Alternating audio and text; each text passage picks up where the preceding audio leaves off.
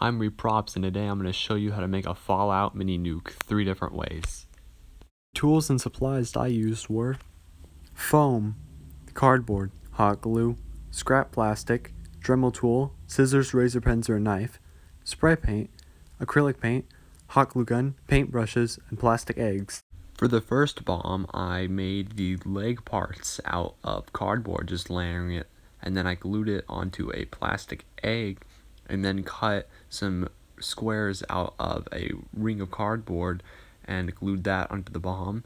And then I used hot glue to make all of the rivet details on it. For the second nuke, I used some foam to make the legs, and then I used some tin to hold a strip of foam together to make the ring that goes on the bottom. I cut some squares out of foam and glued those on to make the little rings that it has on it, and then I glued on the rivets using some foam bits for that.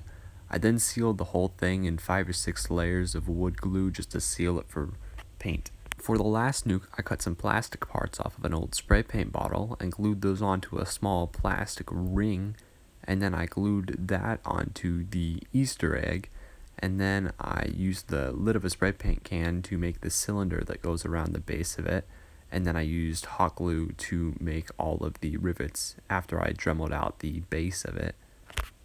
I then painted all of the parts a dark green acrylic paint, and then I painted all of the stripes on them using multiple layers of red and yellow paint, and then I did black wash over all of them.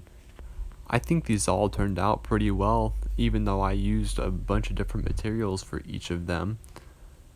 Tell me which one you guys like, and here's a small short film I made with one of them.